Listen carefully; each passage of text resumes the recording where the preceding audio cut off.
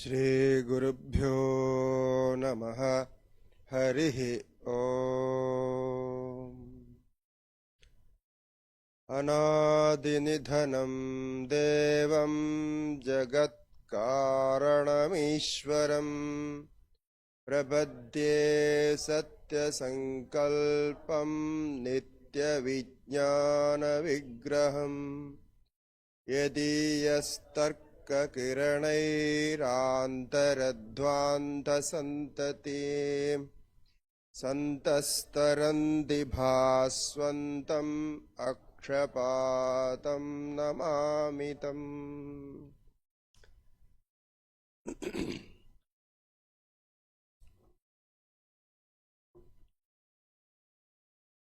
न्यायसूत्राणां प्रथमाध्याये प्रथमाहनिके अष्टम सूत्र पर्यन्तं प्रमाण प्रमेय संशय प्रयोजन दृष्टांत सिद्धांत इत्यादि षोडश पदार्थानां प्रथमः पदार्थः प्रमाणम् इति। तस्यैव व्याख्यानम् अभवत् सूत्रैरेव। परम प्रयोजन अपवर्ग सिद्ध्यै यानि साधनानि अपेक्षितानि तेषु तत्त्वज्ञानमेव साक्षात् निःश्रेयस साधनम् इत्युच्यते। किन्तु तत्त्वज्ञान अवबोधाय अवगमाय प्रमाणादि पदार्थानां साधर्म्य वैधर्म्यैः विवेक कर्तव्यः इति। अतएव प्रमाणादि परीक्षा क्रियते। अत्र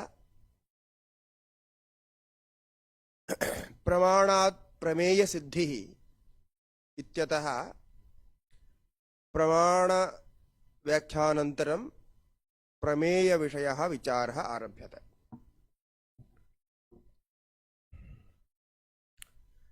नवम सूत्रम्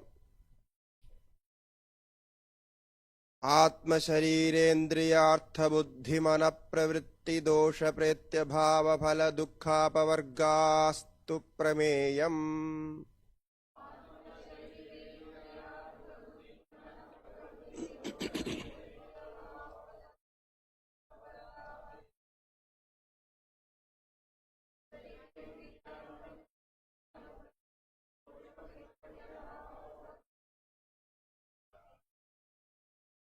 आत्मा शरीर इंद्रिय अर्थ बुद्धि मन प्रवृत्ति दोष प्रेत्य भाव फल दुःख अपवर्गाः इति द्वादश प्रमेयाः।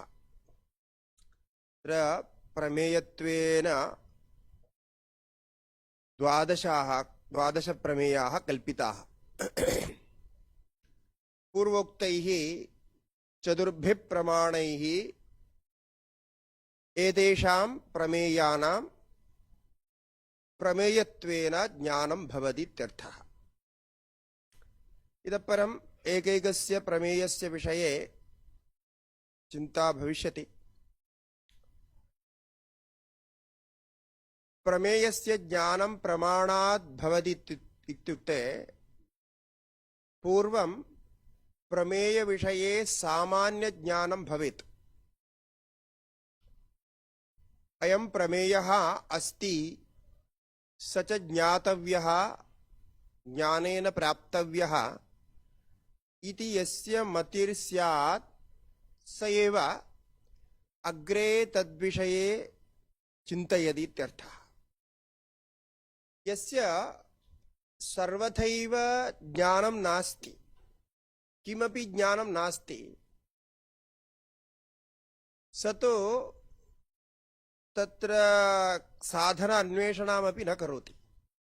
प्रमेयः अयं प्रमेयः अस्ति तद् ज्ञातव्यः इति ज्ञात्वा एव तत्र प्रवृत्तिर्भवति, अज्ञात्वा न भवति। किन्तु तद् ज्ञानं सामान्यं भवति, सामान्यबोधः।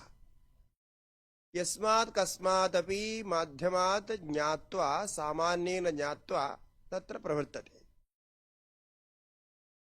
अतः एतेषु प्रमेयेषु केषाञ्चित् प्रमेयाणां परिचयः पूर्वमेव अस्माकम् अस्ति। यथा आत्मा, शरीरम्, इन्द्रियाणि, बुद्धि, मन इत्यादि प्रवृत्ति इत्यादि विषये सामान्य ज्ञानम् अस्माकं विद्यते।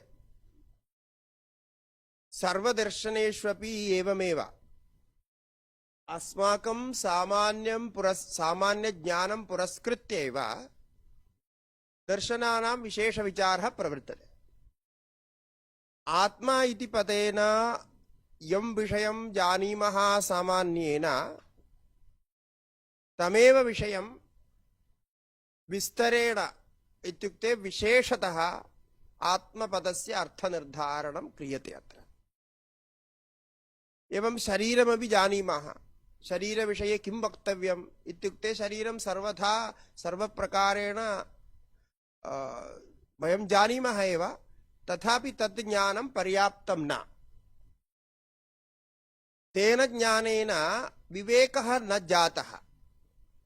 अतः विवेकज्ञानार्थम् आत्मशरीर इन्द्रियाणां विशेषज्ञानं प्राप्तव्यम्। अतः अत्र यदा आत्मा शरीर इन्द्रिय पदप्रयोगे एते कथं प्रमेयाः भवेयुः, यतः वयं पूर्वमेव सर्वं जानीमः इति मा चिन्तयतु इत्यर्थे सामान्यज्ञाने सत्यपि विशेषज्ञानस्य आवश्यकता अस्ति। इत्यतः एव प्रमेयकोट्याम् एते अन्तर्भवन्ति इति। अन्यथा ज्ञातविषये पुनरुक्तिः आवश्यकी न। पूर्वमेव ज्ञातं चेत् किमर्थं पुनः वक्तव्यं, तस्य प्रयोजनं किं भवति। अतः अत्र अज्ञातमिति सर्वथा अज्ञातमिति न, समग्रज्ञानमस्ति इत्यपि न, किन्तु यत्किञ्चित् ज्ञानमस्ति, सामान्यज्ञानमस्ति। अतः विशेषज्ञानस्य आवश्यकता, तेनैव विवेकः जायते इति कृत्वा एते प्रमेयकोटौ भवन्ति इति। तत्र आत्मनः अनुभवः आत्मत्वेनैव अस्माकमस्ति।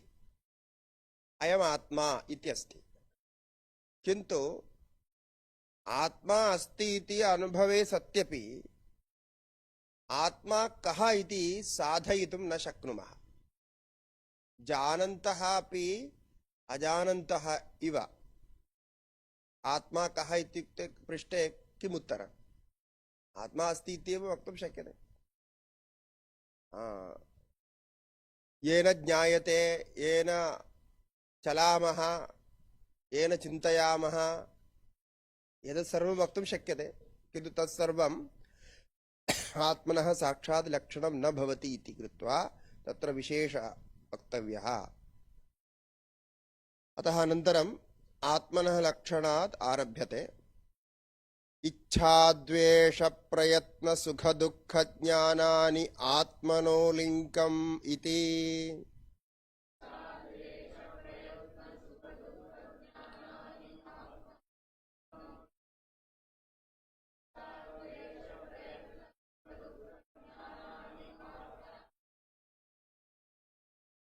आत्मनः लिङ्गम् इत्युक्ते आत्मनः लक्षणम् अथवा आत्म अनुमाने हेतुः इत्यर्थः।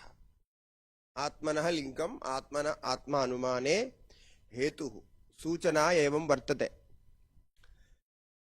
इच्छा, इच्छामि इति अनुभवेन इच्छा अस्ति। एवं द्वेषः, प्रयत्नः, सुखं दुःखं ज्ञानं च।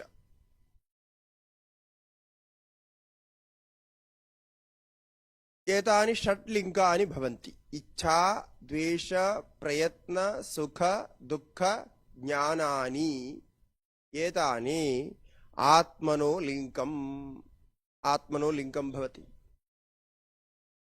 इदानीम् अत्र कथम् आत्मनः एव एतानि लिङ्गानि इति वक्तुं शक्यते इति प्रश्नः उदेति। कुतः इत्युक्ते इच्छादीनाम् अन्यत्र सत्त्वेन अनुभवादेव, इच्छादयः अन्यत्र सन्ति इति भाति। अत्र लिङ्गमिति शब्देन अनुमानं सूचयति। अतः इच्छादयः एते षड् अनुभवाः किञ्चिदाश्रितानि, एतानि किञ्चिदाश्रितानि, कस्मिंश्चित् वस्तुनि तत्त्वे आश्रितानि सन्ति। अत्र इच्छादयः किञ्चिदाश्रितानि इति आश्रयत्वं साध्यत्वेन वर्तते। इच्छादयः पक्षत्वेन किञ्चिदाश्रितानि। हेतुकः कार्यत्वात्। एतानि कार्याणि भवन्ति। कार्याणि इत्युक्ते कदाचित् जायन्ते कदाचित् न जायन्ते, उत्पद्यमानानि अपि अनन्तरं लीयन्ते इव दृश्यन्ते। अतः कार्यलक्षणं प्रागभावप्रतियोगित्वमिति तथा तु अस्ति एव, कार्यत्वात् इति हेतुः। यथा रूपं रूपवत् इति वक्तुं शक्यते। रूपं च इच्छादिवत्, इच्छादयः पक्षे वर्तते, रूपं च किञ्चित् आश्रितं दृश्यते। रूपं कुत्रापि निराश्रितं न। ह्यः अपि वयम् अस्मिन् विषये चिन्तितवन्तः, रूपादि विषये। पटादि आश्रयेषु एव रूपादीनां सत्त्वम्। अतः रूपं किञ्चित् आश्रितं भवति। एवमेव रूपं कार्यमपि अस्ति। कार्यत्वरूपहेतुरस्ति, एवं साध्य अपि तत्र वर्तते एव, किञ्चित् आश्रितं रूपं भवति। अतः एतेऽपि इच्छादयः अपि गुणाः किञ्चित् आश्रिताः भवेयुः इत्यर्थः। तत्र विभिन्नकालभाविनाम् इच्छादीनाम् अनुगतशरीरसम्बन्ध अभावात् न शरीराश्रयः। इदानीं शरीरे इच्छादयः भवन्तु इति उच्यमाने, शरीरे एव भवन्तु इति, शरीरमाश्रयं भवतु इति इच्छादीनां, तदा चेत् तद् भवितुं नार्हति। कुत इत्युक्ते विभिन्नकालभाविनाम् इच्छादीनाम्। इच्छादयः विभिन्नकालेषु भवन्ति। कदाचित् जायन्ते कदाचित् न जायन्ते। जागृत अवस्थायाम् अस्ति, स्वप्न अवस्थायामपि यत्किञ्चित् दृश्यते, किन्तु सुषुप्त अवस्थायां नास्ति। अतः एते आगमापायिनः एव, कदाचित् जायन्ते कदाचित् न जायन्ते, कालभाविनः, तत्तत् कालभाविनः, विभिन्नकालभाविनः इच्छादयः। तत्र अनुगतशरीरसम्बन्ध अभावात्, यदि इच्छादीनां शरीरेण सम्बन्धः भवेत्, शरीरे ये ये गुणाः दृष्टाः ते गुणाः अनवरतं शरीरे एव वर्तन्ते। यदा शरीरस्य वर्णः, श्वेतवर्णः, कृष्णवर्णः इत्यादिकं यावत् शरीरं तिष्ठति तावत् तिष्ठति एव। एवं शरीरे ये ये गुणाः, गन्धस्पर्शादयः ये सन्ति, सर्वेपि तत्रैव तिष्ठन्ति इत्यर्थः। यावत् कालं तिष्ठन्ति। कदाचित् आगमिष्यन्ति कदाचित् गमिष्यन्ति इति न। अतः इच्छातया शरीराश्रयाः न भवेयुः इत्यर्थः। इतः परं शरीरानन्तरम् इच्छादीनाम् आश्रयः इन्द्रियाणि भवन्तु इति। इन्द्रियाणां तत्र सम्बन्धः अस्तु, इन्द्रियेषु अस्तु इच्छादयः इति। तदपि न भवेत्। किञ्चित् आश्रयम् अस्माभिरन्वेषणीयं। तत्र इच्छादीनाम् इन्द्रियाश्रयत्वमस्तौ तदा न भवति। कुतः? इन्द्रियनाश उत्तरकालभावित्वात्। एतेषाम् इन्द्रियनाश उत्तरकालभावित्वात् इत्युक्ते इन्द्रियप्रवृत्ति उत्तरकालभाविनः सन्तीयते। यथा इन्द्रियप्रवृत्तिर्भवति यथा भवति तथा नास्ति। रूपं पश्यामः, दर्शनप्रवृत्तिर्प्रचलति, किन्तु यथा दर्शनप्रवृत्तिरस्ति तदा इच्छा अस्ति इति न। इच्छा ततः पूर्वमेव, अथवा इन्द्रियप्रवृत्तेर् उत्तरकालं भवति। प्रथमम् इच्छा भवति, इच्छति, अनन्तरं करोति इत्यर्थः। जानाति, इच्छति, करोति, अयं क्रमः। पूर्वं जानाति, अनन्तरम् इच्छति, ततः परं करोति। एवं इन्द्रियनाश उत्तरकालभावित्वात् इत्युक्ते इन्द्रियप्रवृत्तिकाले इच्छादीनां तथैव सत्त्वम् इति वक्तुं न शक्यते। इन्द्रियप्रवृत्ति अभावकालेपि अस्ति, इच्छादयः सन्ति। इच्छा, द्वेष, प्रयत्न, एवं अत्र सुख दुःखानि सर्वाणि तथैव भवन्ति इति। एवं स्वप्नादौ अपि अस्ति, तद् वक्तुं शक्यते। किन्तु रूपादि तथा न। यन्नैवं तन्नैवम् इति व्यतिरेकदृष्टान्तः। रूपमेव अत्रापि उदाहरणं व्यतिरेकत्वेन। रूपज्ञानं यथा अस्ति, रूपज्ञानं कथं भवति? यथा यदैव इन्द्रियप्रवृत्तिः तदेव भवति। इन्द्रियप्रवृत्तिकाले एव रूपादीनां ज्ञानं भवति, किन्तु इच्छादीनां तथा न इत्यर्थः। अयं भेदः। रूपज्ञानम् इन्द्रियप्रवृत्तिं विना न प्राप्नोति, इच्छा तु इन्द्रियप्रवृत्तिं विना अपि प्राप्नोति। इच्छा, द्वेष, प्रयत्न, अत्र सुख दुःखे एतत् सर्वम्। अतः इन्द्रियाणि अपि इच्छादीनाम् आश्रयः न भवितुम् अर्हति। शरीरं न भवितुम् अर्हति, इन्द्रियाणि अपि भवितुं न अर्हति। अन्योपि एकः हेतुः, तर्कः अत्र अनुसन्धीयते। दर्शनादि अनुसन्धान अनुपपत्तेश्च इत्युक्ते दर्शनं कृत्वा, रूपदर्शनं कृत्वा अनन्तरं तद् दर्शनविषये स्मरणं भवति। स्मरणानन्तरं तद्विषये पुनरिच्छा अपि भवति। दर्शनकाले तु इन्द्रियाणां प्रवृत्तिरस्ति इत्यत्र न सन्देहः, किन्तु दर्शनानन्तरं यत् ज्ञानमुत्पन्नं तज्ज्ञानं तु भिन्नमेव अस्ति।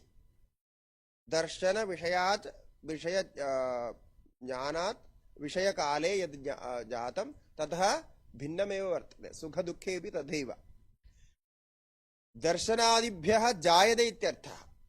एवमेव अन्योपि हेतुः, एकस्मिन् काले एकं विषयं दृष्ट्वा सुखं संजातमिति अस्तु, तमेव विषयम् अपरस्मिन् काले दुःखं जनयति इति स्थितिः। तत्र इन्द्रियसन्निकर्षः समानत्वेन प्रवर्तते, किन्तु तथापि तत्र सुखदुःख भेदः भवति। एकस्मिन् काले सुखं जनयति, अपरस्मिन् काले दुःखं जनयति इति। अतः तदाश्रयत्वेन वक्तुं न शक्यते, इच्छादि अन्यत्रैव सन्ति इति वक्तव्यम्। अस्तु, अनन्तरम् इन्द्रियाणां परत्वेन ज्ञातम् इच्छादयः मनोगुणाः इति प्रसिद्धाः। इति मनः आश्रयत्वेन भवेत् खलु। अत्र वेदान्तिनः नैयायिकवैशेषिकाः विप्रतिषिध्यन्ते। वेदान्तिनः एवं वदन्ति, इच्छादयः मनस्येव सन्ति। मनसः गुणाः, इच्छादयः सर्वेषाम् एवम् अनुभवः, किन्तु एते तु आत्मनि इच्छन्ति। आत्मनः लिङ्गानि इत्युक्तं खलु। अतः आत्मन्येव इच्छन्ति। तत्र ब्रह्मसूत्रभाष्ये द्वितीय अध्याय तर्कपादे विस्तरेण यदुक्तं सर्वं भाष्यकारैः। भवन्तः अनेकान् गुणान् आत्मनि इच्छन्ति, आत्मनि एव एते गुणाः इति, किन्तु सर्वेपि एते गुणाः वस्तुतः मनसि एव भवन्ति, मनसि कार्यं कुर्वन्ति इति दृश्यते इति। तदस्तु। अतः येषां युक्तिः का इति चिन्तयामः। मनोगुणाः अपि एते न सन्ति। यद्यपि मनः द्रव्यमस्ति, अतः द्रव्यगुणाः भवितुमर्हन्ति, द्रव्ये गुणाः भवितुमर्हन्ति, मनसि भवितुमर्हन्ति, किन्तु न भवन्ति मनसः गुणाः, मन आश्रितगुणाः एते न भवन्ति। तत्र हेतुः कः? प्रत्यक्षविषयत्वादिति। प्रत्यक्षविषयत्वात् इच्छादीनां प्रत्यक्षज्ञानं भवति। यन्नैवं तन्नैवं यथा अणुत्वम्। अत्र अणुत्वं योजितम्। अणुत्वस्य परमाणुत्वस्य प्रत्यक्षज्ञानं भवति वा न वा? अणुत्वं किं गुणः? परिणामः, परिमाणः। अणुत्वपरिमाणयुक्तं वस्तु न पश्यामः, प्रत्यक्षज्ञानं एतेषां न भवति। परमाणूनां प्रत्यक्षज्ञानं न भवति, किन्तु इच्छादीनां प्रत्यक्षज्ञानं जायते। अहम् इच्छामि इति प्रत्यक्षं जानामि, मम सुखमस्ति दुःखमस्ति इत्यपि प्रत्यक्षमेव अनुभवः, किन्तु अहं परमाणुं जानामि इति कस्यापि न अनुभवः न जातः, प्रत्यक्ष अनुभवः न जातः। परमाणुं जानामि, परमाणुस्तु अनुमेयविषयः, अनुमेयविषयः एव भवति। अद्यत्वे तु यन्त्रेणापि ज्ञातुं शक्यते, किन्तु अनुमेयविषयः इत्यस्तु, प्रत्यक्षविषयः न। अतः मनोगुणाः एते न भवन्ति इत्यर्थः। कुतः इत्युक्ते एते वदन्ति मनसः परिमाणः कः? अणुपरिमाणम् इति वदन्ति। अतः मनसः अणुत्वात्, अणुसम्बन्धयोगात् तत्र मनसि यदि एते गुणाः भवन्ति चेत् एतेपि गुणाः अप्रत्यक्षाः स्युः। यथा मनः अप्रत्यक्षं भवति अणुत्वात्, तथैव एतेपि गुणाः अप्रत्यक्षाः स्युः इति आक्षेपः।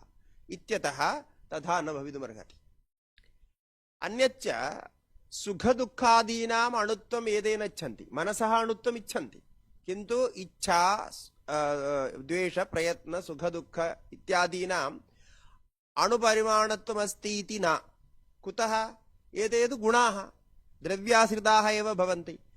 अतः यदि मनः अणुद्रव्यम्, अणुपरिमाणद्रव्यम्, अणुपरिमाणमात्रमस्ति, तत्र यदि इच्छा भवति चेत् सा इच्छापि अणुपरिमाण एव स्यात्। आश्रिते आश्रयः यादृशः भवति तादृशमेव तस्य ज्ञानं भवति। अतः अणुपरिणामयुक्ते मनसि यदि इच्छा जायेत, सा इच्छापि अणुपरिणामिनी एव भवति। एवं परिमाणं तस्य तदेव भवेत्। अतः तस्य इच्छायाः ज्ञानं न स्यादिति आपत्तिः। अतः तथा मनोगुणाः न सन्ति। एते मनसः अणुत्वात् इच्छादीनाम् अनुपलब्धिप्रसङ्गात् इत्यर्थः। अनुपलब्धिप्रसङ्गात्। एतत् श्रुत्वा भवतां मनसि एकः विचारः अथवा संशयः उदेयात्। मनसः ज्ञानं न भवति इति कथम्? मनः अस्ति, अस्माकं मनः अस्ति इति निरन्तरं जानीमः, मनसा चिन्तयामः इत्यादि। मनसः अनुभवः साक्षात् वर्तते इति भवताम् आशयः, किन्तु वस्तुतः यद् मनसः ज्ञानं यद् भवति तत्तु आत्ममनसंयोगात् भवति। मनसः पृथक्तया विषयीकरणं नास्ति कदापि। आत्ममनसंयोगात् मनः जानामि इति अनुभवः। एवमेव आत्ममनसंयोगात् इत्युक्ते मनसः आत्मनश्च संयुक्त अवस्थायाम् आत्मनः विभुत्वात् सर्वथा ज्ञानं भवति। मनः अन्तर्भूतमेव भवति इत्यतः तथा अनुभवः अपि सत्यमेव, किन्तु ईदृशः अनुभवः मनसः अनुभवः इति न, आत्ममनसंयोगेन मनसः ज्ञानमिव भवति, मनसः ज्ञानं भवति। इव भवति इत्युक्ते मनसः अनुभवः इव जायते, किन्तु आत्ममनसंयोगेन ज्ञानं यत्र यत्र भवति आत्ममनसंयोगेन भवति, न केवलेन आत्मना न केवलेन मनसा ज्ञानं भवति इति येषां सिद्धान्तः। अतः एकैकदर्शनस्य अध्ययनकाले तस्मिन् दर्शने तेषाम् अभिप्रायाः के, निश्चयाः के, सिद्धान्ताः के इति ज्ञातव्यं भवति। अन्यथा भ्रमः जायते, कन्फ्यूषन् जायते। तत्र अन्यत्र अन्यदुक्तम्, अस्माकम् अनुभवः अन्यः, अत्र सिद्धान्ते अन्यदुच्यते इति, किन्तु तथा न। एते तु वैज्ञानिकदृष्ट्या यत्किञ्चित् एतैरुच्यते तत्सर्वं वैज्ञानिकदृष्ट्या एव। इत्युक्ते अत्र फिसिक्स् अपि भवति, भौतिकज्ञानं स्पष्टमेव, एतत् सर्वं न्यायदर्शनवैशेषिकदर्शने तु भौतिकज्ञानं स्पष्टमेव, भौतिकज्ञानमस्ति। एवं मनसम्बन्धी मनश्शास्त्रज्ञानमपि अस्ति, एतेषां विषये एवम् अस्ति। किन्तु तत्र अग्रे पुनः विचारः प्रवर्तते, मनसः अणुपरिमाणत्वे कः दोषः इति। परिमाणम् अणुभवति चेत् कः दोषः तत्र भवति, अतः तत् चिन्तयामः। किन्तु अत्र एतत् चिन्त्यते, इच्छादीनां किञ्चित् आश्रयत्वेन भवितव्यम् इत्यत्र कार्यत्वादित्यत्र शरीरं न भवितुमर्हति, इन्द्रियाणि न भवितुमर्हन्ति, मनः अपि न भवितुमर्हति इति निश्चितम्। अतः मनसः परः कश्चन भवेत् आश्रयः, मनसः अपि परः कश्चन भवेत् आश्रयः। एवं परिशेषन्यायात् अन्यत्र भवितुं न अर्हति इति परिशेषन्यायात् आत्मनः अनुमानं भवति इति अग्रे विस्तरेण वक्तुं शक्यते, संक्षेपेण उक्तं मया। इच्छाद्वेषादीनाम् एकैकस्य लक्षणम् अग्रे भवति। इच्छाद्वेष प्रयत्न सुख दुःख ज्ञानानि आत्मनो लिङ्गमिति। अनन्तरं अत्र प्रमेये आत्मा अनन्तरं शरीरस्य विचारः। प्रयत्न एवं द्वेषस्यापि अनुभवः तदेव, रागस्य अपि अनुभवः तथैव, प्रयत्नस्य सुखस्य दुःखस्य ज्ञानस्य अपि अनुभवः आत्मना एव भवति, आत्मसम्बन्धेन एव भवति इति आत्मनो लिङ्गम्। अतः यदा इच्छामि इति अनुभवः, अहम् इच्छामि इति यदा अहं चिन्तयामि, ततः अहमात्मा इति आत्मत्वेन चिन्तनं कर्तव्यम्, आत्मध्यानं भवति तत्र। एवं द्वेषः भवति, द्वेषः कुत्र उदेति, द्वेषः मनसि उदेति इति भाति, किन्तु वस्तुतः आत्मन्युदेति। आत्मनः गुणाः एते, आत्मन्येव द्वेषो युतः। एवं रागस्यापि तथैव, सुखस्यापि दुःखस्यापि सर्वं तथैव। तो एतैः गुणैः आत्मनः ज्ञानं प्राप्तव्यम् इत्यर्थः। अत्र न्यायदर्शने अत्यन्त सरलतया भवति आत्मनः ज्ञानम्, अत्र विशेष कोऽपि प्रयत्नः तपः न कर्तव्यः।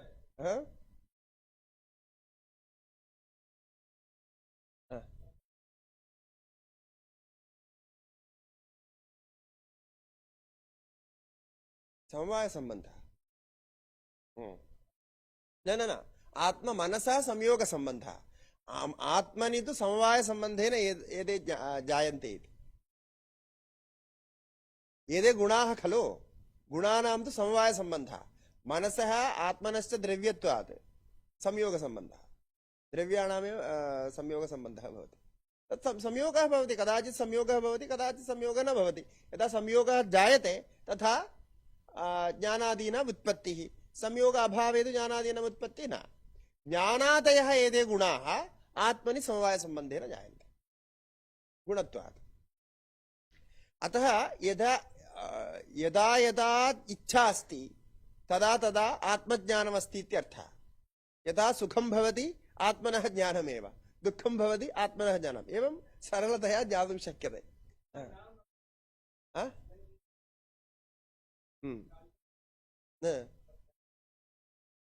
इच्छा तु ज्ञानप्रक्रियायाः पूर्वापरभावेन भवति। ज्ञात्वा जानाति अनन्तरम् इच्छति। इदं फलमिति जानाति, सा प्रक्रिया अन्या। इदं फलमिति जानाति, इदं फलं मम अस्तु इति इच्छा। अनन्तरं प्रक्रिया अनन्तरं भवति। अनन्तरं प्रयत्नः, इच्छानन्तरं फलं मे भूयात् इति इच्छां प्राप्य अनन्तरं प्रयत्नं करोति, प्रयतते, फलानि प्राप्नोति इत्यत्र। तत्सर्वं समीचीनमस्ति, व्यवस्थितमस्ति। केवलम् आत्मनि एते भवन्ति इत्यत्र दोषाः उत्थापिताः वेदान्तिभिः। तथा मास्तु इति, आत्मपर्यन्तं न गन्तव्यं, ततः पूर्वमेव मनसि एव यदत् सर्वं भवति इति वचने कोऽपि दोषः न। अतः मन अपि अणुपरिमाणत्वेन न अङ्गीक्रियते। मनसः अणुपरिमाणत्वं न अङ्गीक्रियते। विभुपरिमाणः वा अथवा मध्यमपरिमाणो वा अङ्गीक्रियते वेदान्तिभिः। अनन्तरं शरीरलक्षणं। चेष्टेन्द्रियार्थाश्रयः शरीरम्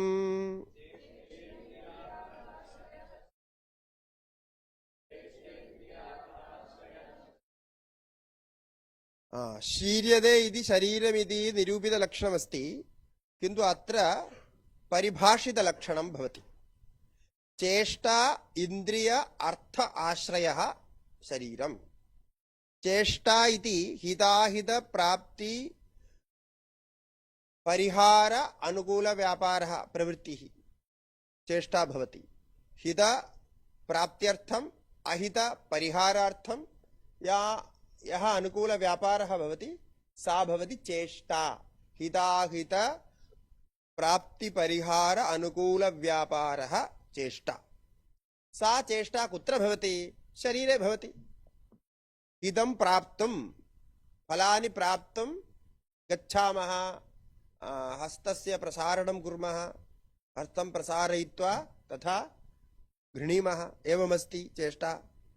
एवं परिहारार्थम् अहितपरिहारार्थमपि चेष्टां कुर्मः। यदि सर्पः दृश्यते चेत् ततः धावामः, तत्र चेष्टा भवति। एवमपि चेष्टा, चेष्टायाः आश्रयः शरीरम्। एवम् इन्द्रियाणाम् आश्रयः, इन्द्रियाणामपि आश्रयः शरीरमिति स्पष्टमेव। सर्वेषाम् इन्द्रियाणाम् आश्रयः शरीरं भवति। अर्थाश्रयस्य, अर्थः इत्युक्ते सुखदुःखयोः प्रतिसंवेदनं यत्र वर्तते, यत्र प्रवर्तते। सुखदुःखं तो आत्मनि जायते, तस्य अनुभवसम्बन्धः मनसा भवति, मनसंयोगेन भवति। किन्तु तत्र प्रतिसंवेदनं यद् जायते, तस्य प्रतिसंवेदनम् इत्युक्ते रियाक्षन् यद् जायते तत्तु शरीरे जायते। एष सुखी इति कथं ज्ञातुं शक्यते? तस्य मुखं दृष्ट्वा, प्रसन्नभावं दृष्ट्वा सुखी भवति अयम् इति ज्ञातुं शक्यते। दुःखी भवति इत्यपि ज्ञातुं शक्यते। अतः सुखदुःखयोः प्रतिसंवेदनम् अत्र अर्थाश्रय। अर्थाश्रय इत्युक्ते सुख, अर्थ इत्युक्ते प्रयोजनं, प्रयोजनं सामान्येन सुखदुःखयोरन्तर्भवति। अतः सुखदुःख प्रतिसंवेदन आश्रयत्वेनापि शरीरं भवति। इन्द्रियाणाम् आश्रयत्वेन शरीरं भवति। चेष्टाया आश्रयत्वेनापि शरीरं भवति। चेष्टा इत्युक्ते प्रयत्नः, प्रयत्नस्य आश्रयः। एवं चेष्टा इन्द्रिय अर्थ आश्रयः शरीरमिति शरीरलक्षणम्। एवमेव भाष्ये उक्तं, सुखदुःखयोः प्रतिसंवेदनं यत्र भवति तत् शरीरमिति। अनन्तरम् इन्द्रियलक्षणम्। घ्राणरसनचक्षुत्वक्श्रोत्राणीन्द्रियाणि भूतेभ्यः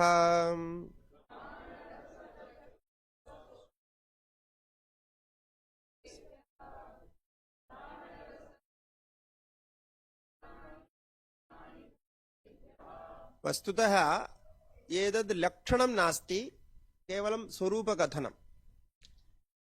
इन्द्रियाणि भवन्ति कानि? घ्राणः, रसना, चक्षुः, त्वक्, श्रोत्रं च, पञ्चेन्द्रियाणि। एतानि इन्द्रियाणि भवन्ति। इन्द्रियसामान्यलक्षणं तु अन्यत्र उक्तं। ज्ञान असाधारण कारण मनस्संयोग आश्रयत्वम् इन्द्रियत्वम् इत्युक्तम्। ज्ञान असाधारण कारण मनस्संयोग आश्रयत्वम्। अत्र ज्ञानस्य असाधारण कारणं भवति मनसंयोगः इत्येव पूर्वमपि उक्तम्। आत्ममनस्संयोगेन ज्ञानं भवति इति। तत्र समवायिकारणम् आत्मा, असमवायिकारणं भवति आत्ममनसंयोगः। आत्ममनसंयोगेन आत्मनि ज्ञानं जायते। किन्तु आत्ममनसंयोग संयोगस्य आश्रयः इन्द्रियाणि भवन्ति। इत्युक्ते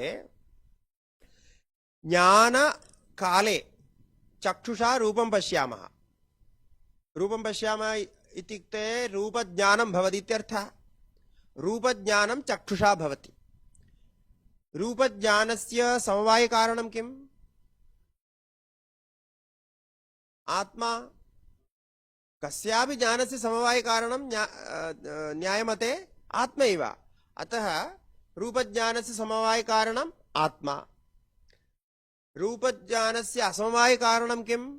आत्ममनसंयोगः।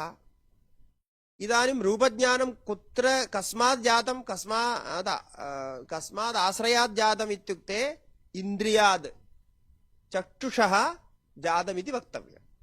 चक्षुषा रूपं पश्यति इति चक्षुषः जातमिति वक्तव्यम्। अतः चक्षुः इन्द्रियम् इति उच्यते। समवायि असमवायि कारण पृथक् ज्ञानेन चक्षुषः आश्रयत्वेन। एवं ज्ञान अकरण ज्ञान असमवायि कारण असाधारण कारण इत्यपि वक्तुं शक्यते। ज्ञान असाधारण कारण अथवा असमवायि कारण मनस्संयोग आश्रयत्वम् इन्द्रियत्वम्। तथा इन्द्रियं भवति। किन्तु इन्द्रियं तु अतीन्द्रियम्, इन्द्रियम् अतीन्द्रियम् इति तर्कसङ्ग्रहे अस्ति। इन्द्रियम् अतीन्द्रियं भवति इत्युक्ते इन्द्रियस्य ज्ञानम् इन्द्रियेण भवितुं नार्हति। चक्षुषः ज्ञानं चक्षुषा न जायते। रूपस्य ज्ञानं चक्षुषा भवति, किन्तु चक्षुषः ज्ञानं चक्षुषा भवति वा? न भवति। इति न दर्पणे यदा पश्यामः चक्षुं पश्यामः इति। चक्षुः तु तथा दृश्यते, किन्तु चक्षुगोलकं पश्यामः, चक्षु न। गोलक अन्तर्वर्ती शक्तिरस्ति, विशेषशक्तिविशेषः।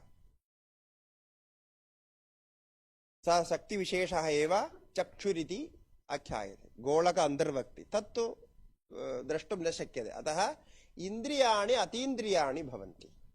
इन्द्रियाणाम् इन्द्रियाणि अतीन्द्रियाणि भवन्ति।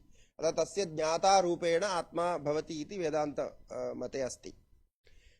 एवं इन्द्रियाणां लक्षणम् इन्द्रियाणि वयं जानीमः इत्यतः। अनन्तरं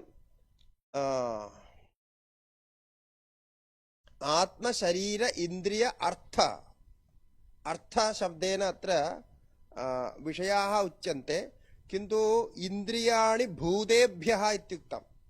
अत्र सूत्रे एव भूतेभ्यः इत्यस्ति।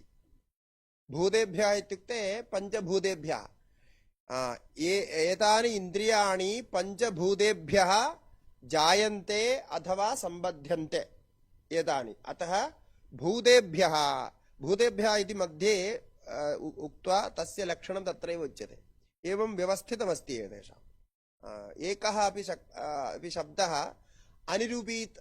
निरूपितः न भवति, निरूपितः एव भवति। भूतशब्दप्रयोगादेव अनन्तरं भूतानि कानि इति उच्यन्ते। पृथिवी आपः तेजः वायुः आकाशमिति भूतानि।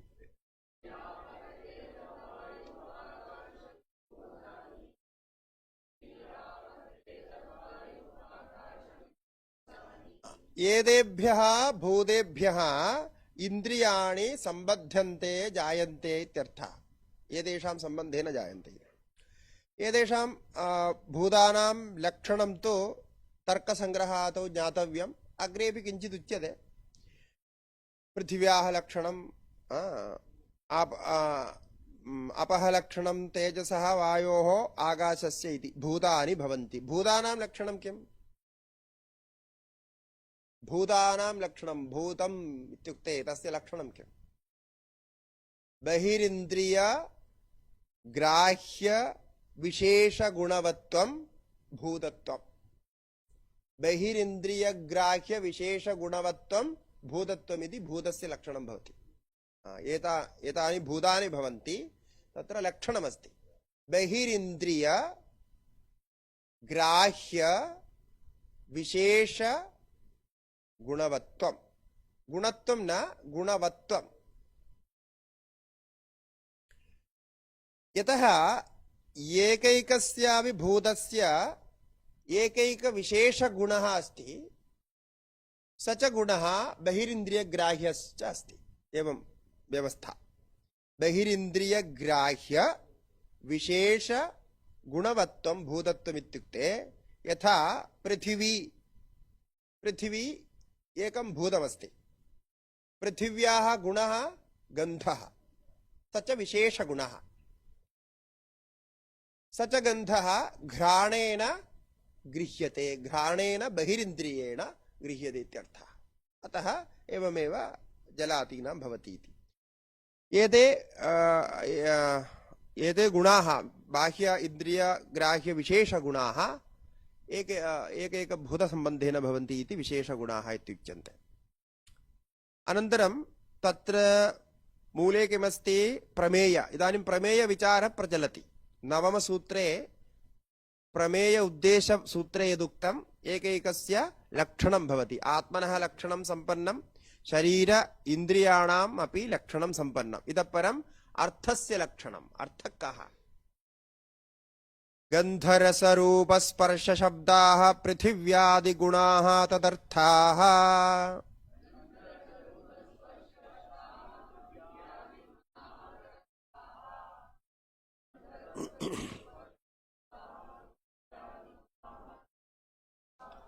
तत् स्पष्टमेव अस्ति, सर्वे भवन्तः जानन्ति।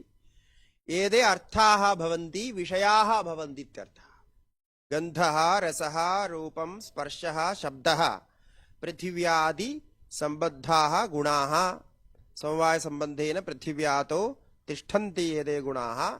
तदर्थाः तेषाम् अर्थाः केषां? इन्द्रियाणां। तत्र इन्द्रिय शब्देन सम्बन्धः कुतः इत्युक्ते 12 सूत्रे इन्द्रियलक्षणम् अभवत्। ततः परं भूतेभ्यः इति शब्दग्रहणात् प्रासङ्गिकरूपेण भूतानि कानि इति मध्ये उक्तं, प्रासङ्गिकमुक्तं। ततः परं तद् शब्देन इन्द्रियाणां सम्बन्धः उक्तस्यैव सम्बन्धः भवति इत्यर्थः सर्वनाम्ना। एवं तदर्थाः इति इन्द्रियार्थाः इत्यर्थः। अनन्तरं बुद्धेः लक्षणं। बुद्धिः उपलब्धिः ज्ञानमिति अनर्थान्तरम्।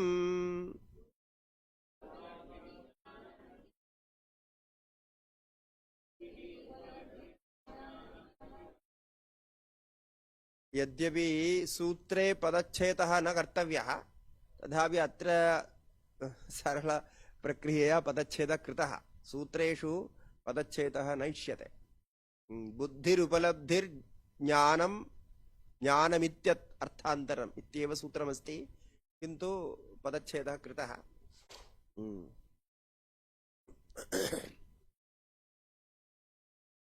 यत्र संहितारूपेण एकं वाक्यं प्रवर्तते सूत्रश्लोकादिषु, तत्र पदच्छेदः न इष्यते। श्लोकः भवति चेत् छन्दसा भवितव्यम्। एवं सूत्रेषु अपि छन्दः इति स्पष्टरूपेण नास्ति चेदपि छन्दसा एव भवति इति कृत्वा सूत्रेषु पदच्छेदः तथा न भवति। बुद्धिः किमिति जानीमः, तस्यैव अपरं नाम उपलब्धिः, पर्यायान्तरम्। उपलब्धिरित्युक्ते बुद्धिरित्येव अर्थः। उपलब्धिः इत्युक्ते प्राप्तिः। का प्राप्तिः? का नाम प्राप्तिः? उपलब्धिः। प्राप्तिः इत्युक्ते उपलब्धिरेव, किन्तु तद् ज्ञानमेव भवति। प्राप्यते केन? प्राप्यते बुद्ध्या प्राप्यते। यदि बुद्धि न प्रवर्तते चेत् प्राप्तिरेव न भवति। प्राप्तमपि अप्राप्तमिव। सम्मुखतः वस्तु विद्यते, स्पष्टं विद्यते, तथापि न जानाति चेत् अप्राप्तमिव। कण्ठे हारः यथा कण्ठहारस्य विस्मरणं भवति चेत् अप्राप्तमेव भवति। एवमेव अत्रापि उपलब्धिरित्युक्ते प्राप्तिः, प्राप्तित्यर्थः ज्ञानस्यैव, उपलब्धि ज्ञानम्। अतः बुद्धिः उपलब्धिः ज्ञानमिति अनर्थान्तरं न अर्थान्तरम् इत्यर्थः, पर्यायाः इत्यर्थः, तदेव उक्तम्। ये सर्वे जानन्ति बुद्धि का इति, उपलब्धि का इति, ज्ञानमिति सर्वे जानन्ति, अतः किमपि विशेषेण वक्तव्यं नास्ति। अतः केवलं शब्दार्थमुक्त तत्र त्यजति। मनसः लक्षणं युगपज्ञानानुपपत्तिः मनसो लिङ्गम्।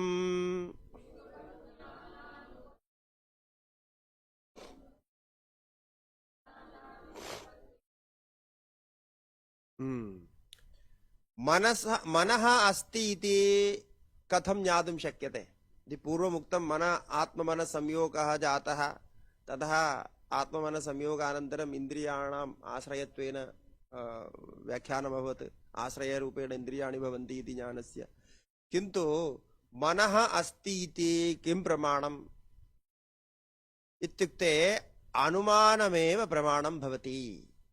मनसः लिङ्गम् इत्युक्ते मनसः अनुमानं भवति। केन लिङ्गेन? युगपत् ज्ञान अनुपपत्तिः। युगपत् सकृत् ज्ञान अनुपपत्तिः, ज्ञानानाम् अनुपपत्तिः इत्यर्थः। तत् कथमित्युक्ते चक्षुषा रूप सन्निकर्षः जातः, चक्षुषा रूप सन्निकर्षः जातः। कः सन्निकर्षः रूपज्ञाने? संयुक्त समवाय सन्निकर्षः गुणज्ञाने। संयुक्त समवाय सन्निकर्षेण रूपज्ञानम् अस्ति, रूपसन्निकर्षः अस्ति। एवमेव शब्दसन्निकर्षोऽपि अस्ति, स्पर्शसन्निकर्षोऽपि अस्ति। सर्वेषां विषयाणाम् एकस्मिन् स्थाने युगपत् सन्निकर्षः विद्यते। यथा इदानीम् अस्माकं पुरतः रूपमस्ति, शब्दमपि शृणुमः, गन्धमपि जानीमः इति अस्ति इति चिन्तयन्तु। किन्तु तथापि युगपद् सर्वेषां गुणानां सन्निकर्षे जातेपि पृथक् पृथक् ज्ञानमुत्पद्यते, युगपद् ज्ञानं न उत्पद्यते। सर्वेषां गुणानां युगपद् ज्ञानं नोत्पद्यते इति युगपद् ज्ञान अनुपपत्तिः। क्षणानन्तरम् एकक्षणानन्तरम् अपरज्ञानं भवति। एकं ज्ञानम् एकस्मिन् क्षणे, अपरस्मिन् क्षणे अपरं ज्ञानं भवति इति क्रमेण एव ज्ञानं भवति। सकृत् युगपद् ज्ञानं न भवति। इदानीं यथा शृणुमः, शब्दं शृणुमः, शब्दज्ञाने मनः प्रवर्तते, ततः उपविशामः, तस्य स्पर्शज्ञानं मनसि न आयाति। अनन्तरं शब्दं श्रुत्वा यदा पृष्ठवेदनां वा पादवेदनां वा अनुभवामः, तदा तस्विषये चिन्तनं भवति। पुनः मनः श्रवणे प्रवर्तते, चिन्तने प्रवर्तते। एवं युगपद् कार्यं न करोति मनः इति स्थितिः। अतः एव युगपद् ज्ञान अनुपपत्तिः मनसो लिङ्गम्। न एतावत्, अन्यानि अपि लिङ्गानि भवन्ति इति भाष्ये अपि उक्तम्। स्मृति अनुमान आगम संशय प्रतिभा स्वप्न ज्ञान ऊहाः सुखादि प्रत्यक्षम् इच्छादयश्च मनसो लिङ्गानि। एतानि अपि लिङ्गानि भवन्ति। अत्र अनुशङ्केन एतानि अपि लिङ्गानि भवन्ति इति भाष्ये उक्तम्। युगपद् ज्ञानानुपपत्तिः इति इन्द्रियाणां ज्ञानानुपपत्तिः इत्यर्थः। ततः स्मृतिरपि मनसः लिङ्गं। स्मरामः, केन स्मरामः? मनसा स्मरामः। अनुमानम्, अनुमिनुमः, केन? मनसा। अनुमानज्ञानमपि मनसा भवति। आगमज्ञानं, पूर्वश्रुत आगमज्ञानम् अथवा आगमज्ञानं यत् गृह्यते तदपि मनसा एव। संशयज्ञानं, मम मनसि संशयः अस्ति इति ज्ञानमस्ति, संशयज्ञानं भवति, अग्रे संशयस्य लक्षणम् आयाति। प्रतिभा, प्रतिभा कुत्र तिष्ठति? प्रतिभा अपि मनसि एव तिष्ठति। बुद्धौ वा वक्तुं शक्यते, किन्तु मनसि इति एते वदन्ति प्रतिभा। एवं स्वप्नज्ञानं, स्वप्नज्ञानमपि मनसि एव, स्वप्नः मनसि जायते। ऊहापोहः, ऊहापोहोऽपि मनसा एव क्रियते। एतान्यपि मनसः लिङ्गानि भवितुमर्हन्ति। सुखानुभवः, दुःखानुभवः, एतत् सर्वम्।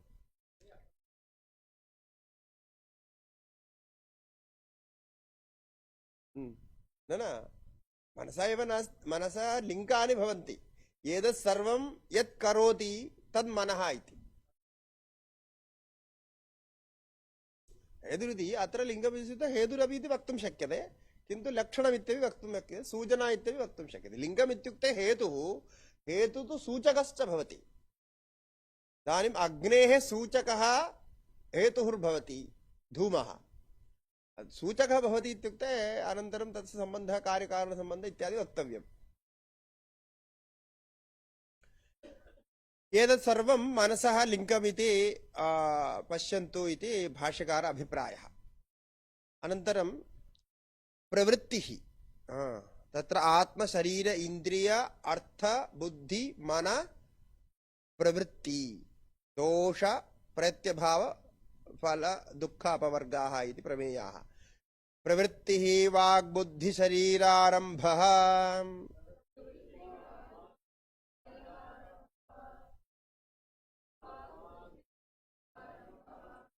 प्रवृत्तिरिति लक्षणं प्रयत्नजन्यं कर्म प्रवृत्तिरित्युच्यते। प्रयत्नजन्यं कर्म, तत्र भेदः वर्तते। चेष्टा इति प्रयत्नः भवति, प्रयत्नस्तु आत्मनि जायते समवायसम्बन्धेन। आत्मनः गुणः प्रयत्नः। प्रयत्नेन कर्म यदा भवति, क्रिया भवति शरीरादिषु, ततः प्रवृत्तिर्भवति वृत्तिरूपेण। अतः प्रयत्नस्य प्रवृत्तेश्च कश्चन भेदः। प्रवृत्तिः आत्मनि न जायते, किन्तु प्रयत्नः आत्मनि जायते। तो प्रयत्नजन्यं कर्म प्रवृत्ति इति अन्यत्र लक्षणं कृतमस्ति। प्रयत्नजन्यं कर्म प्रवृत्ति, चेष्टा च तथा भवति इदाहितप्रवृत्ति। अतः नैयायिकैः सर्वत्र प्रवृत्तिशब्दस्य प्रयोगः क्रियते, प्रयत्नशब्दस्य प्रयोगः न क्रियते। प्रयत्नशब्द आत्मसम्बन्धी गुणः इत्यतः आत्मनि समवायसम्बन्धेन एव तिष्ठति इति तत्रैव अस्ति। तो प्रवृत्तिः वाचा प्रवृत्तिर्भवति, वाक्प्रवृत्तिः, वाक्कर्म भवति। बुद्धि ज्ञानकर्म भवति, ज्ञानप्रवृत्तिः। शरीरारम्भः, शरीरेणापि प्रवृत्तिर्भवति। वाचा बुद्ध्या शरीरेण प्रवृत्तिर्भवति इत्यर्थः। एतत् सर्वं प्रयत्नात् जायमानमस्ति। प्रथमं प्रयत्नः जायते। अहं वाचा वदामि इति आत्मनि इच्छा प्रयत्नः जायते, इच्छानन्तरं प्रयत्नः जायते। वाचा वदामि इति प्रयत्नः। अतः तदर्थं स प्रयतते, अन्तः प्रयतते। प्रयत्नः अन्तः भवति, प्रवृत्तिः बहिर्भवति इति अपि भेदः। प्रयत्न इत्युक्ते अन्तः उद्वेगः यज्जायते, इदं कर्म कुर्वे इति अन्तः उद्वेगः जायते। अनन्तरं स एव प्रयत्नः इत्युच्यते। यस्य प्रयत्नः अन्तः नास्ति स प्रवृत्तिं कर्तुं न शक्नोति एव। स एकस्मिन् स्थाने उदासीनस्तिष्ठति, प्रवृत्तिं कर्तुं न प्रयतते। किन्तु अन्तः प्रयत्नः यदि भवति आत्मनि, तथा तु स प्रवृत्तिं विना न तिष्ठेत्। अवश्यं तस्य प्रवृत्तिर्भवति। निरन्तरं प्रयत्नः अन्तः आगच्छति चेत् स प्रवर्तमानः एव दृश्येत। एवमस्ति।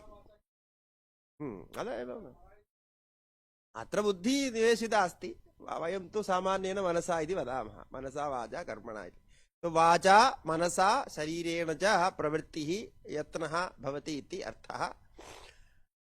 अनन्तरं दोषाः दोषाः इति क्रमेण अस्ति। प्रवृत्तेः जायमानाः दोषाः, यदि प्रवृत्तिं करोति कश्चित् दोषः अवश्यं जायेत। काम एष क्रोध एष रजोगुण समुद्भवः इत्यस्ति। अतः कामक्रोधादीनाम् उद्भव सम्भवः अस्ति। तदा प्रवर्तनालक्षणा दोषाः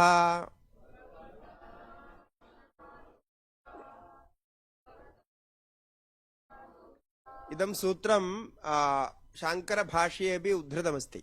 प्रवर्तनालक्षणा दोषाः इति ब्रह्मसूत्रभाष्ये अस्ति। प्रवर्तनालक्षणा दोषाः इत्युक्ते प्रयत्नजनको दोषः। प्रवर्तनालक्षण इत्युक्ते प्रवर्तनेन प्रवृत्त्या दोषाः भवन्ति। रागो वा द्वेषो वा क्रोधो वा इत्यादिकं सर्वं भवति।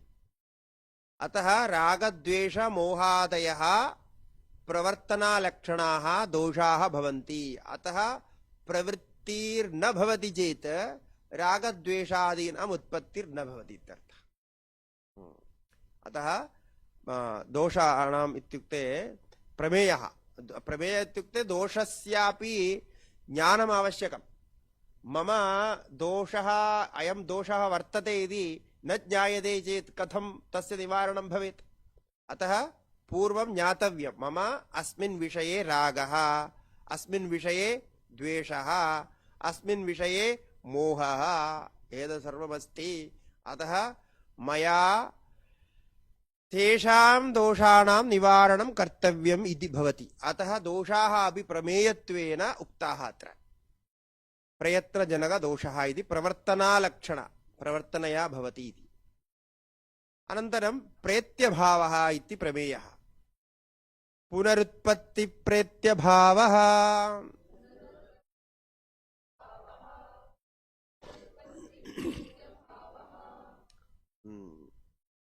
प्रेति इत्युक्ते इतः मृत्वा गच्छति इत्यर्थः। मरणानन्तरगमनं प्रेत्यभावः।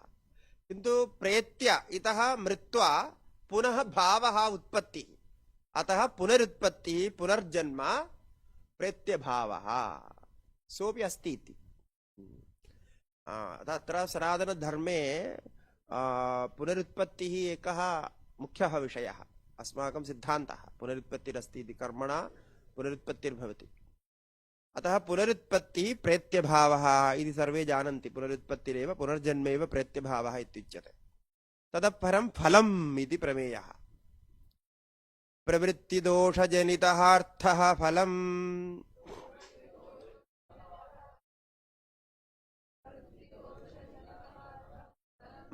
अतः प्रेत्यभावः भवति। तत्सर्वं कुतः भवति?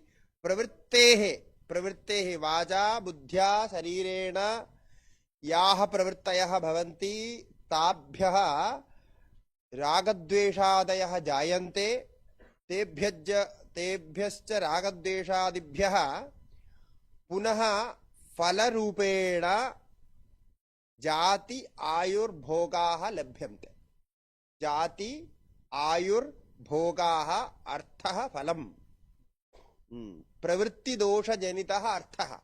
प्रवृत्तिदोषेण जनितः। अत्र प्रवृत्तिदोषः कः? रागद्वेषादयः। रागद्वेषादयः प्रवृत्तिदोषाः, पूर्वोक्ताः दोषाः 18 सूत्रे। तेभ्यः दोषेभ्यः, प्रवृत्तिदोषेभ्यः, रागद्वेषादिभ्यः फलरूपेण जन्म लभते, आयुर्लभते, भोगाः अपि लभन्ते इति। जात्यायुर्भोगाः इति अन्यत्र सूत्रमस्ति योगसूत्रे। जात्यायुर्भोगाः प्रवृत्तिदोषजनितार्थः फलरूपेण जात्यायुर्भोगाः। फलमिति कुत्रापि कर्मणः परिणामः एव फलं भवति। परिणामत्वेन यद् दृश्यते तस्यैव नाम फलमिति। फलति परिणमति इत्यर्थः। पूर्वं किञ्चित् कर्म क्रियते, कर्मानन्तरं तस्य फलं भवति। फलमेव अत्र जात्यायुर्भोगाः इति भवन्ति। एवं अस्मिन् जन्मनि कर्म कृत्वा कर्म केन भवति दोषेण भवति अन्तः प्रयत्नः जायते अनन्तरं प्रवृत्तिर्भवति प्रवृत्तेः दोषाः जायन्ते अथवा दोषेण सम्बद्धाः प्रवृत्तिं कुर्वन्ति अनन्तरं प्रवृत्ति अनन्तरम् अवश्यं फलं भवेत् एव कर्ता स एव भोक्ता इति नियमेन प्रवृत्तिर्फलं भवति प्रवृत्तिदोषजनितः अर्थः फलं जात्यायुर्भोगाः फलरूपेण किं लभ्यते इत्युक्ते जाति आयुर्भोगाः लभ्यन्ते भोगः कः भोगस्य लक्षणं किम् एतद् तर्कसङ्ग्रहे ज्ञातं स्यात् सुख दुःख अन्यतर साक्षात्कारः भोगः सुख दुःख अन्यतर साक्षात्कारः भोगः भोगः इत्युक्ते सुखस्य वा दुःखस्य वा साक्षात्कारः अनुभवः सुख दुःख अन्यतर साक्षात्कारः भोगः भोगरूपेण सुखं वा लभ्यते दुःखं वा बाधनालक्षणं दुःखम्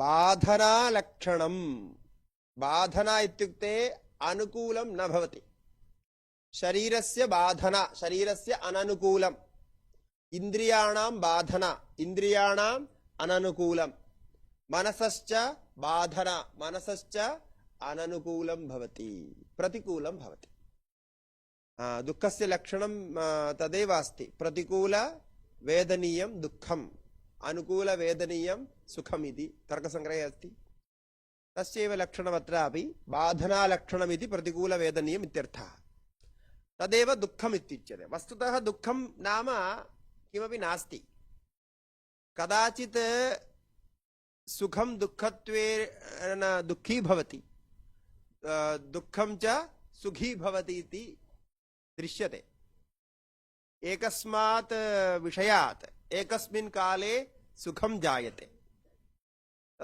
तथा अहं सुखी भवामि तस्मादेव अपरस्मिन् काले दुःखं जायते तथा दुःखी भवामि अयं भेदः अतः वस्तुतः सुखं नाम दुःखं नाम वस्तुतः नास्ति अन्तः अनुभूयते इति तदा वदामः बाधनालक्षणं दुःखं कस्य बाधना इत्युक्ते साक्षात् वक्तव्यं किं सुखस्य बाधना सुखं यदा बाध्यते अनुकूलं यदा बाध्यते तदा प्रतिकूलं भवति प्रतिकूलस्य अर्थः कः अनुकूलस्य अभावः अनुकूलस्य बाधा इति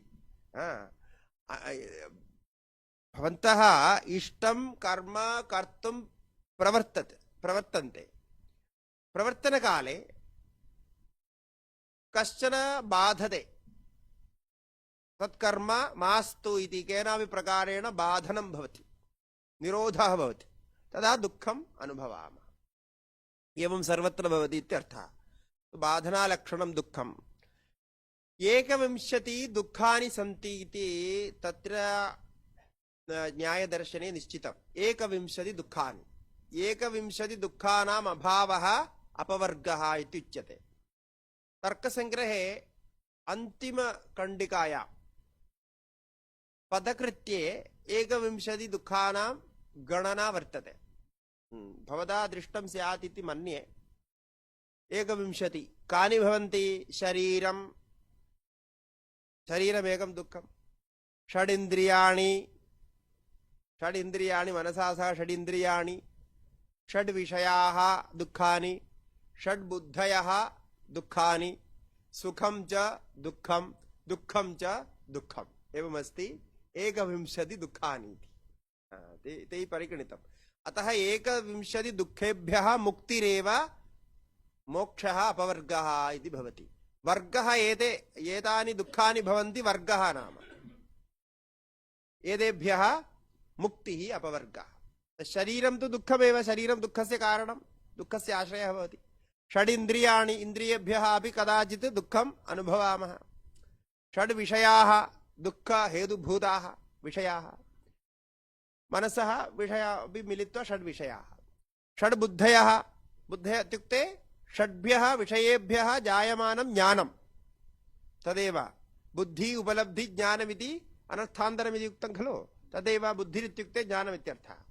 अतः षड्भ्यः विषयेभ्यः जायमानं ज्ञानं यद्भवति षड् ज्ञानं यद्भवति तदेव षड्बुद्धिः बुद्धयः षड्बुद्धयः अनन्तरं सुखं दुःखं दुःखं तु दुःखमेव किन्तु दुष्टुखेभ्यः भवति इति दुःखम् इत्यर्थः किन्तु सुष्टुखेभ्यः भवति इन्द्रियेभ्यः भवति तदपि दुःखमेव कुत इत्युक्ते तत्र कारणमुक्तम् अत्र आध्यात्मिकादि त्रिधापि विभागः वर्तते आध्यात्मिक आदि भौतिक आदि दैविक दुःखानि अपि भवन्ति ओम शान्ति शान्ति शान्तिः इति त्रिधा शान्ति वचनं तथैव भवति त्रिविध दुःख शान्त्यर्थमिति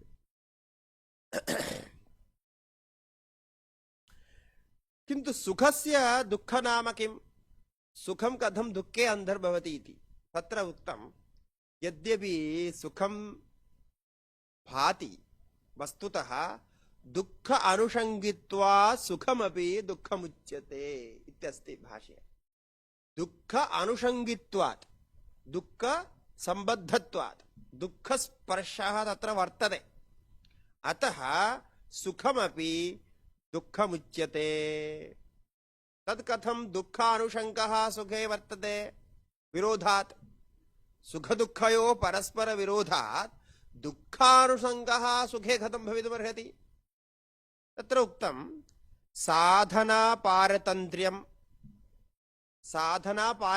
इत्युक्ते सुखाय किञ्चित् कर्मादिकं कुर्मः तदर्थं साधनानि अपेक्षितानि साधनानि परतन्त्राणि भवन्ति यत्र पारतन्त्र्यं सर्वं परवशं दुःखमिति न्यायः लौकिकन्यायः अतः यत्र पारतन्त्र्यमस्ति परतन्त्रता अस्ति स्वतन्त्रता नास्ति अद्यत्वेपि सर्वे वदन्ति वयं स्वतन्त्रं विचरामः इति पारतन्त्र्यं कोऽपि न इच्छति अतः यत्र पारतन्त्र्यमस्ति तत्र दुःखमस्ति इति वक्तव्यम् अतः दुःख सुख साधनानां पारतन्त्र्यं वर्तते साधना पारतन्त्र्या सुखमपि जायमानम् अल्पं सुखमपि दुःखमिव एकं कारणं द्वितीयमस्ति क्षयित्वं दुःखं प्राप्तं किन्तु दुःखं क्षयी भवति अनन्तरक्षणे नश्यति इति पूर्वमेव चिन्तयामः इदानीं किञ्चित् नूतनं वस्तु प्राप्य तद् बहु कष्टेन तस्य परिरक्षणं कुर्मः इदानीं नूतनं मोबैल् प्राप्तमिति अस्तु कानिचन दिनानि अत्यन्तं सुरक्षा व्यवस्था परिरक्षणं तु सर्वं भवति तद् कुत्रापि न स्थाप्यते परिरक्षणं करोति कुतः तद् नष्टं स्यात् प्राप्तिक्षणे यत् सुखम् अनुभूतं नूतन मोबैल् यदा प्राप्तं तदा यत् सुखम् अनुभूतं तस्य स्मरणमस्ति तत् सुखं पुनः पुनः जायेत इति मत्वा तस्य तथैव परिरक्षणं क्रियते किन्तु तत् सुखं पुनः कदापि न आयाति प्राप्तक्षणे एव तत् सुखम् अनन्तरं प्रतिदिनं सुखं न्यूनीभवति अनन्तरं मासेभ्यः वर्षेभ्यः अनन्तरं पुरातनं भवति तद् मोबैल् पुरातनं भवति एतत् सम्यक् नास्ति सुखं न दास्यति अतः नूतनम् आनेतव्यमिति नूतनं मोबैल् आनयाति तदेवं प्रवृत्तिः पुनः पुनः भवति किन्तु तत्र प्राप्तिक्षणे भयं वर्तते नाशभयम् अतः क्षयी दुःखं क्षयी प्रतिक्षणं नाशवद् भवति तद् मा भूदिति सुखकालेपि दुःखभयम् सुखकाले सुखक्षयभयं भवति तेनापि तद् दुःखमेव इति अन्यत् तृतीयमपि कारणं भवति तत्र सुखं दुःखमेव इति वक्तुं तृतीयं कारणं किम् एकं सुखं जातम् अनन्तरं तद् अनुभूय समाप्तं समाप्तिक्षणे एव तृतीयक्षणे इति अस्तु ते यदि तृतीयक्षणमेव गणयन्ति ततो अधिकं न तृतीयक्षणे नाशः तस्य अनन्तरं पुनः कामः उदेति। तद् प्राप्त्यर्थं पुनः कामः उदेति। इदानीं किमपि भक्षयामः इति चिन्तयतु। इदं दुग्धं पिबामः, प्रथमम् एकवारं पीत्वा न समापयामः, पीत्वा सुखम् अनुभूय अनन्तरं पानाय इच्छामः, पुनः गृह्यते, पुनः ग्रासमेहं गृह्यते, एवं पुनः गृह्यते, पुनः पुनः समाप्तिपर्यन्तं तदेव भवति। तत्र पुनः पुनः कामः भवति, इदं मे भूयात्, इदं मे भूयात्, इदं मे भूयात् इति। अतः प्रथमक्षणे सुखानुभवः, प्रथमक्षणे उत्पत्तिः, द्वितीयक्षणे सुखानुभवः, तृतीयक्षणे तस्य नाशः, चतुर्थक्षणे पुनः कामोत्पत्तिः, तदेव भवति। अतः वस्तुतः सुखानुभवः इति वक्तुं न शक्यते। अतः कामः यदा अस्ति तत्र दोषः कः? कामः अस्ति चेत् दुःखमेव। यदा अन्यत्र कामः भवति, काम इच्छा पीडा वर्तते, इदानीं तद् प्राप्तव्यम् इति पीडा वर्तते, तदेव दुःखमिति उच्यते इति। कारणत्रयमुक्तम्, अन्यानि अपि कारणानि सन्ति, किन्तु सामान्येन कारणत्रयमुक्तं। पारतन्त्र्यं, साधना पारतन्त्र्यम् एकं कारणं, सुखमपि दुःखमिव। साधना पारतन्त्र्यम् इत्युक्ते सुखसाधनानि यानि सन्ति तद् परवशे भवन्ति, स्ववशे न भवति, अन्यवशीभूतानि एव भवन्ति। इदानीम् अत्र उपवेष्टव्यमिति मया चिन्तितम्। उपवेशनस्थानं कथमस्ति, कथं कर्तव्यमिति अन्य अधीनमस्ति। यदि समीचीनं लभ्यते चेत् सम्यक् अस्ति, किन्तु समीचीनं मृदु उपवेशनं न लभ्यते चेत् कष्टं भवति। अतः सर्वं साधनं तु परवशमेव भवति। केवलं शरीरमपि वस्तुतः स्ववशे इति मन्यामहे, वस्तुतः स्ववशे नास्ति, शरीरमपि परवशमेव। भोजनम् आवश्यकं, जलम् आवश्यकं, एतत् सर्वम् आवश्यकं। यदि सम्यक् जलं न पिबामश्चेत् उदरवेदना भवति इति, तथापि साधना परवश्यं सर्वत्र अस्ति। अतः आत्मनः सुखमेव सुखं भवति। आत्मानन्तः वस्तुतः आनन्दी भवति, शरीरानन्दः अन्यविषयेषु आनन्दः वस्तुतः आनन्दो न भवति इत्यर्थः। एवं सुखमपि नैयायिकैरुच्यते, न अस्माभिः, वेदान्तिभिस्तु उच्यते एव सुख दुःखं द्वयमपि परित्यक्तव्यम् इति, किन्तु एतेपि एवमेव वदन्ति, सुखमपि दुःखरूपमेव। यत् आध्यात्मिकदृष्ट्या एवमस्ति। अस्तु, एवं दुःखमित्युक्ते 21 दुःखानि एवं भवन्ति। शरीर, षडिन्द्रिय, षड्विषयाः, षड्ज्ञानानि, सुखं दुःखं च इति। अनन्तरम् अन्ते अपवर्गः, तदत्यन्तविमोक्षः अपवर्गः।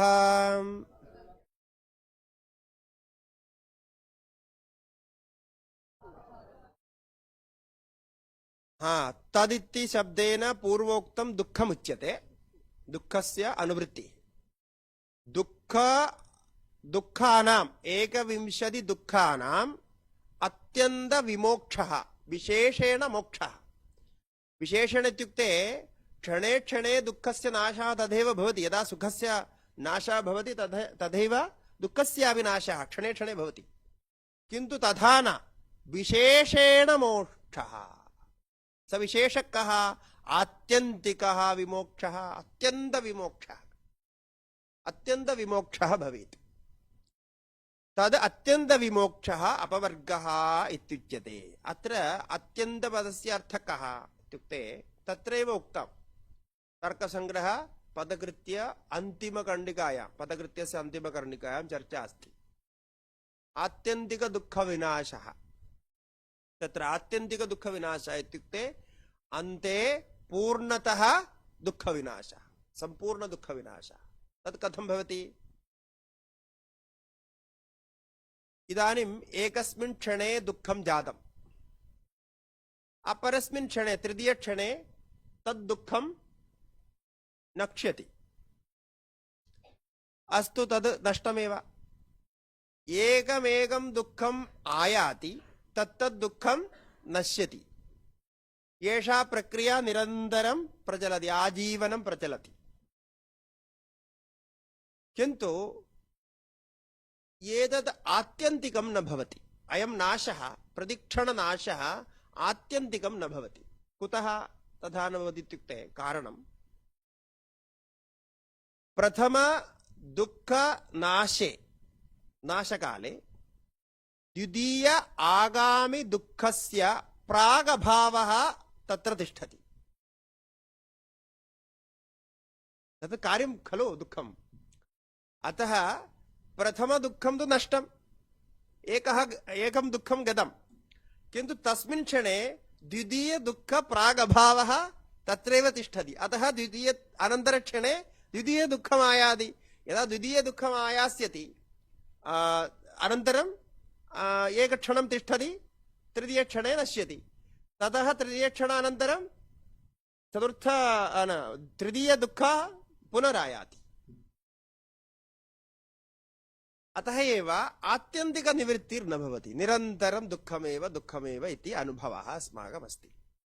अतः आत्यन्तिक इति भवितव्यं। तत्र लक्षणं किमुक्तं, स्वसमानाधिकरण दुःख प्रागभाव असमानकालीनत्वम् आत्यन्तिकत्वम्। इयं परिभाषा अस्ति नव्यन्यायानुसारेण। स्वसमानाधिकरण दुःख प्रागभाव असमानकालीनत्वम्। किञ्चिदिव विवृणोमि। स्वसमानाधिकरण दुःख प्रागभाव असमानकालीनत्वम्।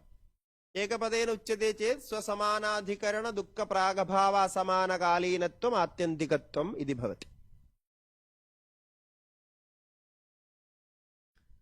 स्वशब्देन अत्र प्रथमः स्वशब्दः। इदानीं शास्त्रीय प्रक्रियया दुःखस्य सुखस्य वा आत्यन्तिकत्वं कथमुच्यते इति। आत्यन्तिकत्व सिद्ध्यर्थं किं कर्तव्यं?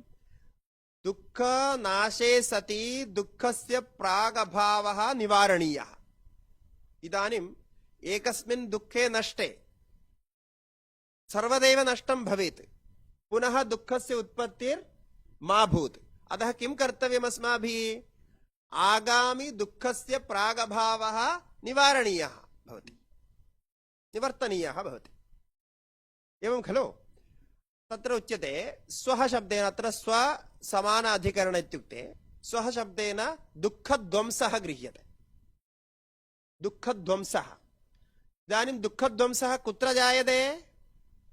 दुःखं कुत्र जायते?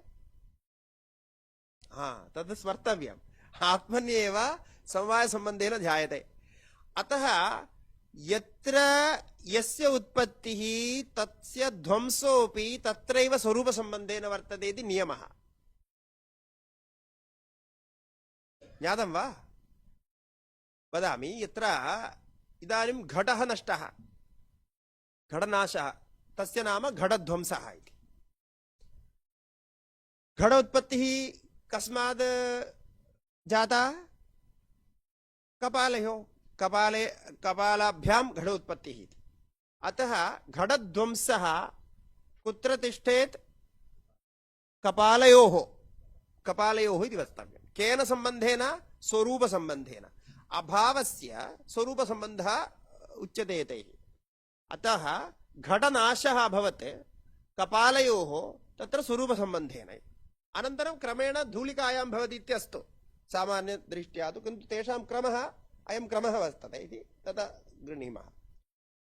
अतः स्वरूपसम्बन्धेन दुःखध्वंसः कुत्र भवेत्? आत्मनि भवेत्। आत्मनि अस्ति। इदानीम् आत्मा आश्रयः। आत्मा आश्रयः, तत्र प्रथम दुःखध्वंसः वर्तते, स्वरूपसम्बन्धेन तत्रैव वर्तते। तस्मिन्नेव क्षणे समानाधिकरणे, समानाधिकरणे इत्युक्ते आत्मनि एव समानम् अधिकरणं ययोः, तत्र सम्बन्धः समानाधिकरण्यमिति भवति। समानाधिकरणे तस्मिन्नेव आत्मन्येव किमपि भवति? अपर द्वितीय दुःख प्रागभावोऽपि तत्र तिष्ठति। ततः तत्र स्वपिति। इदानीं कः? द्वितीय दुःख प्रागभावः इदानीम् आत्मनि स्वपिति कुत्र स्वपिति यत्र प्रथम दुःख अभाव ध्वंसः स्वरूप संबंधेन वर्तते तस्मिन्नेव आत्मनि द्वितीय दुःख प्रागभावः स्वपिति यथा प्रथम दुःख ध्वंस स्वरूप संबंधः तत्र आत्मनि भवति तदेव प्रागभावस्य द्वितीय दुःख प्रागभावस्य तत्रैव सत्त्वात् पुनः स उदेति तस्य उत्पत्तिर्भवति इत्युक्ते द्वितीय दुःखं जाग्रत अवस्थायाम् आगच्छति पुनः उत्पत्तिर्भवति अतः तत्र उच्यते स्वसमानाधिकरण स्वशब्देन दुःखध्वंस तस्य समानाधिकरणमस्ति आत्मा तत्र दुःखध्वंस दुःख प्रागभावयोः एकाधिकरण्यमस्ति ऐक्य एकाधिकरणं समानाधिकरण्यमस्ति तत्र समान अधिकरणयोः सम्बन्धः समानाधिकरण्यम् इत्युच्यते द्वयोः समानाधिकरण्यमस्ति प्रागभावः अभावः इति कृत्वा तस्यापि स्वरूपसम्बन्धेन समानाधिकरण्यं भवति तो तत्र दुःखध्वंसः इदानीं प्रागभावः द्वयमपि अस्ति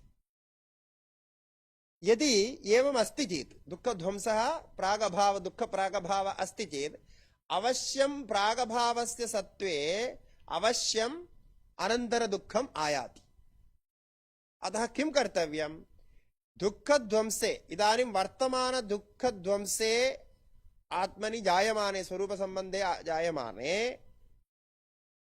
दुःख प्रागभाव असमानकालीनत्वं भवेत् इत्युक्ते तस्मिन् काले दुःख प्रागभावः न तिष्ठेत् तत्र न भवेत् तत्र तत्समानकाले न भवेत् चेत् किं भवेत् इदानीं यावत् कालं प्रथम दुःखध्वंसः तिष्ठति प्रथम दुःखध्वंसः इत्युक्ते संसार दुःखध्वंसः इत्यस्तु इदानीं मोक्षविषये चिन्तयामः चेत् स दुःखध्वंसः यावत् कालम् आत्मनि तिष्ठति तावत् कालं इतर दुःख प्रागभावः न आयाति चेत् इदानीं पश्यन्तु कथं ते विवरणं कुर्वन्ति इति इदानीं द्वितीयः न आगतः कुतः असमानकालीत्वं समानकाले न भवति यदा ध्वंसः तिष्ठति दुःखध्वंसः तिष्ठति तस्मिन् काले दुःखप्रागभावः न आयाति इदानीम् आत्मनि न आयाति नास्ति किं नास्ति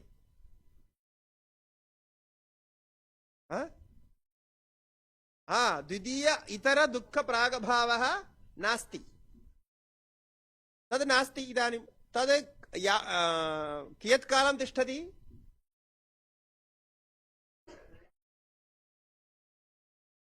न्यायशास्त्रे एवं भवति नव्यन्याय अध्ययनकाले प्रश्नोत्तरक्रमेण भवति एतत् व्याख्यारूपेण न भवति व्याख्यारूपेण भवति चेत् किमपि ज्ञातुं न शक्यते किं वदति व्याख्यातारः इति तदा ज्ञातुं यदा संवादरूपेणैव अस्माकं सर्वत्र अध्ययनम् एवमेव भवति अतः क्षणमपि अन्यत्र चिन्तनं भवति चेत् क्षणे गते न्यायो गतः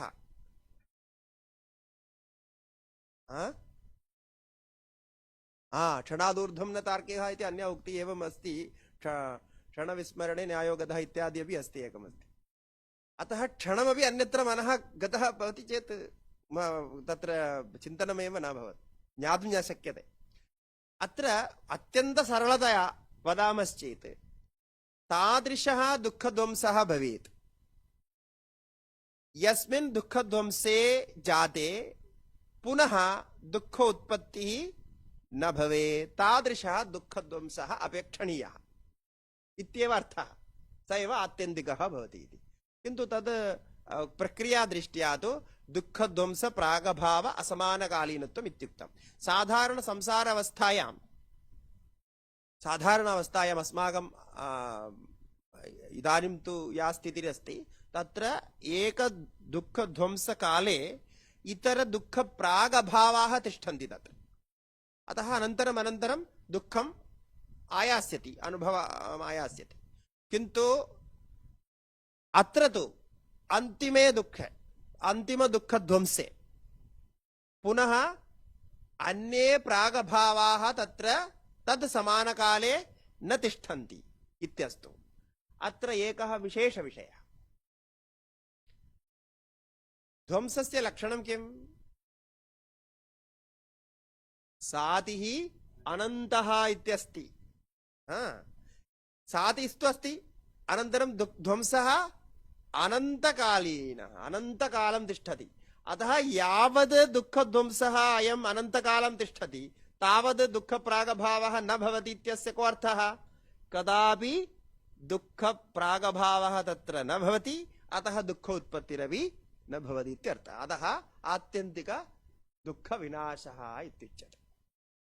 आत्यन्तिक दुःखविनाशः दुःखस्यैव संज्ञा, दुःखस्यैव विशेषणं, दुःखध्वंसस्यैव विशेषणमस्ति आत्यन्तिक ध्वंसः, पूर्णतया ध्वंसः इति। अनन्तरं तन्न भवति इति, अतः ध्वंसः तदेव तिष्ठति इत्यर्थः। तद् अत्यन्त विमोक्षः अपवर्गः इति। एतत् सर्वं ज्ञातुम् अत्यन्तं स्पष्टतया ज्ञातुं न्यायशास्त्रस्य आवश्यकता अस्ति। अतः न्यायशास्त्रं विना एतत् सर्वं विस्तरेण यथा अत्र व्याख्यातं तथा अन्यस्मात् ज्ञातुं न शक्यते। एतावत् पर्यन्तम् अस्माभिः प्रमेयविषये चिन्तितम्। इतः परं समयः अपि सञ्जातः, इतः परं विश्रम्य पुनः चिन्तयामः। ॐ श्री गुरुभ्यो नमः। हरिः ॐ।